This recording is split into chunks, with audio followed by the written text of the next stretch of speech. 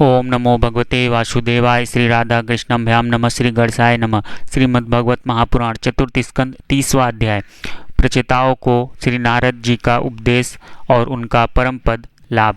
आप सभी भक्तगणों को राधे राधे, जय श्री कृष्ण। चलिए हम लोग अपने श्रीमद्भागवत महापुराण की कथा को आगे बढ़ाते हैं।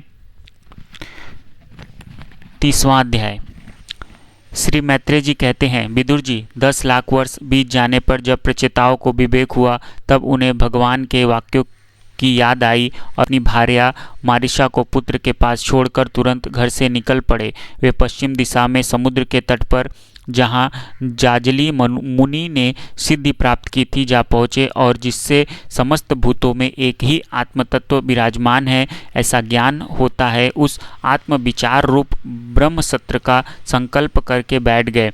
उन्होंने प्राण, मन, वाणी और दृष्टि को वश में किया तथा शरीर को निश्चेष्ट, स्थिर और सीधा रखते हुए आसन को जीतकर चित्त को विशुद्ध पर ब्रह्म में लीन कर दिया। ऐसी स्थिति में उन्हें देवता और असुर दोनों के ही वंदनीय श्री नारद जी ने देखा। नारद जी को आया देख प्रतागण खड़े हो गए और प्रणाम करके आदर सत्कार पूर्वक देश कालानुसार उनकी विधिवत पूजा की। जब नारद जी सुखपूर्वक बैठ गए तब वे कहने लगे। प्रचेताओं ने कहा, देवर से स्वागत है। आज बड़े भाग्य से हमें आपका दर्शन हुआ। ब्राह्मण सूर्य के समान आपका घूमना फिरना भी ज्ञानालोक से समस्त जीवों को अभय दान देने के लिए ही होता है। प्रभु भगवान शंकर और श्री विष्णु भगवान ने हमें जो उपदेश दिया था उसे गृहस्थी में आसक्त रहने के कारण हम लोग प्राय भूल गए थे। अतः आप हमारे हृदय में उस परमार्थ तत्व का साक्षात्कार कराने वाले अध्यात्म ज्ञान को फिर प्रकाशित कर दीजिए, जिससे हम सुगमता से ही इस दुस्तर संसार सागर से पार हो जाए।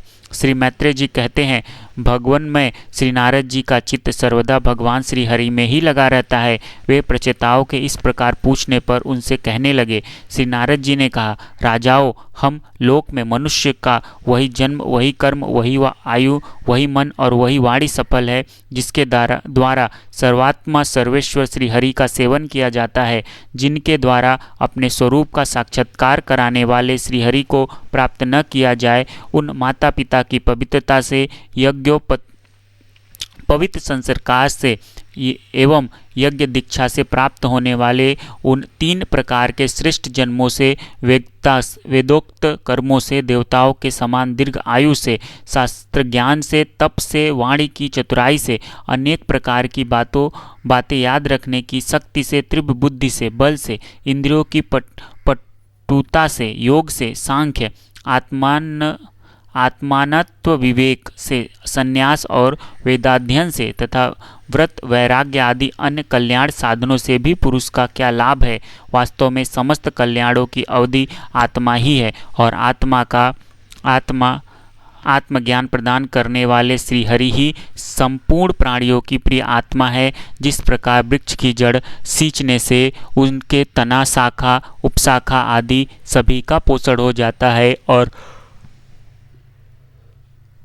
जैसे भोजन द्वारा प्राणों को तृप्त करने से समस्त इंद्रियां पुष्ट होती है, उसी प्रकार श्री भगवान की पूजा ही सबकी पूजा है।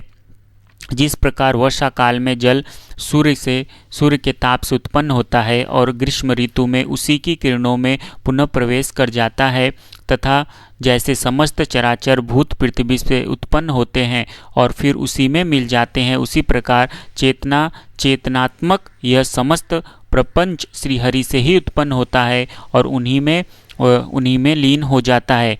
वस्तुतः यह विश्वात्मा श्री भगवान का वह शास्त्र प्रसिद्ध सर्वापाधि रहित स्वरूप ही है। जैसे सूर्य की प्रभा उससे भिन्न नहीं होती, उसी प्रकार कभी कभी गंधर्व नगर के समान स्फुरित होने वाला यह जगत भगवान से भिन्न नहीं है।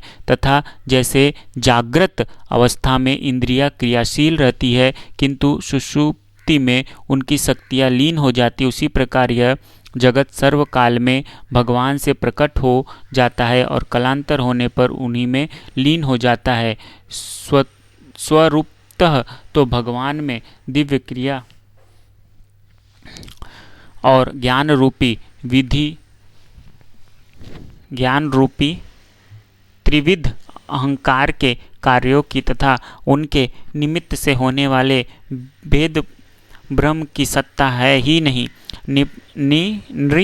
नृपतिगण जैसे बादल, अंधकार और प्रकाश ये क्रमशः आकाश से प्रकट होते हैं और उसी में लीन हो जाते हैं, किंतु आकाश इनसे लिप्त नहीं होता। उसी प्रकार ये सत्व, रज और तमोमयी शक्तियाँ कभी परब्रह्म से उत्पन्न होती है और कभी उसी में लीन हो जाती है। इसी प्रकार उनका प्रवाह चलता रहता है, किंतु इससे आकाश के समान असंग परमात्मा में कोई विकार नहीं होता। अतः तुम ब्रह्मादि समस्त लोकपालों के भी अधीश्वर श्रीहरि को अपने से अभिन्न मानते हुए भजो, क्योंकि वे ही समस्त देहधारियों के एकमात्र आत्मा है।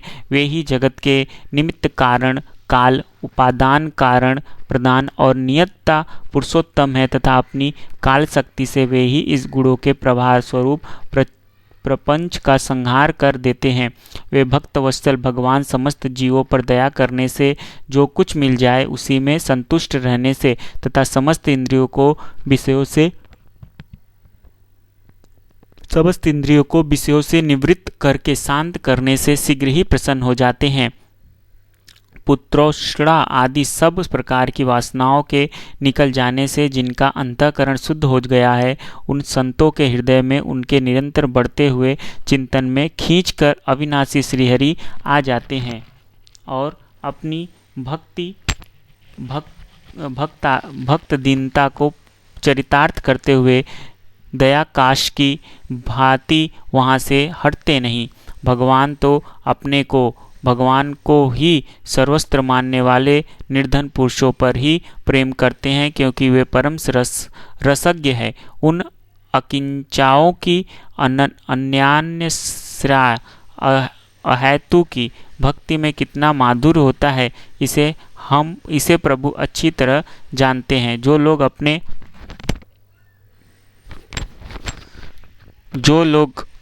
अपने शास्त्र ज्ञान, धन, कुल और कर्मों के मद से उन्मत्त होकर ऐसे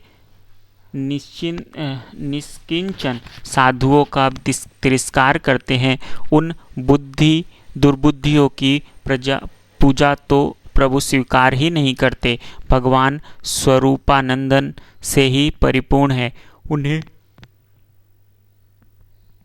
निरंतर अपनी सेवाओं में रहने वाली लक्ष्मी जी तथा उनकी इच्छा करने वाले नरपति और देवताओं की भी कोई परवाह नहीं है। इतने पर भी वे अपने भक्तों के तो अधीन ही रहते हैं। अहो, ऐसे करुणा सागर श्री हरि को कोई भी कृतज्ञ पुरुष थोड़ी देर के लिए भी कैसे छोड़ सकता है। श्री मैत्रेय जी कहते हैं, विदुर जी, भगवान नारद ने प्रचेताओं को इस उपदेश के साथ साथ और भी बहुत सी भगवत संबंधी बातें सुनाई। इसके पश्चात वे ब्रह्मलोक को चले गए। प्रचेतागण भी उनके मुख से संपूर्ण जगत के पाप रूपी मल को दूर करने वाले भगवत चरित्र सुनकर भगवान के चरण कमलों का ही चिंतन करने लगे और अंत में भगवत धाम को प्राप्त हुए। इस प्रकार आपने जो मुझे श्री नारद जी और प्रचेताओं के भगवत कथा संबंधी संवाद के विषय में पूछा था, वह मैं आपको सुना दिया।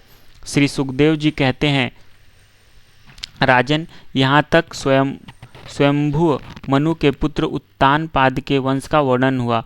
अब प्रियंत के वंश का विवरण भी सुनो। राजा प्रियव्रत ने श्री नारद जी से आत्मज्ञान का उपदेश पाकर भी राजभोग किया तथा अंत में इस संपूर्ण पृथ्वी को अपने पुत्रों में बांटकर वे भगवान के परम धाम को प्राप्त हुए थे। राजन, इधर श्री मैत्रेय जी के मुख से यह भगवत गुणानुवादयुक्त पवित्र कथा सुनकर विदुर जी प्रेम मग्न हो गए। भक्ति भाव का उद्रेक होने से उनके नेत्रों से पवित्र आंसुओं की धारा बहने लगी तथा उन्होंने हृदय में भगवत चरणों का स्मरण करते हुए अपना मस्तक मुनिवर मैत्रेय जी के चरणों पर रख दिया। विदुर जी कहने लगे, महायोगिन, आप बड़े ही करुणामय हैं। आज आपने मुझे अज्ञानंधकार के उस पार पहुंचा दिया जहां अकिंचाओं के सर्वस्व श्री हरि विराजते हैं। श्री सुखदेव जी कहते हैं, मैत्रेय जी को उपयुक्त कृतज्ञता सूचक वचन कहकर तथा प्रणाम कर विदुर जी ने उनसे आज्ञा ली और फिर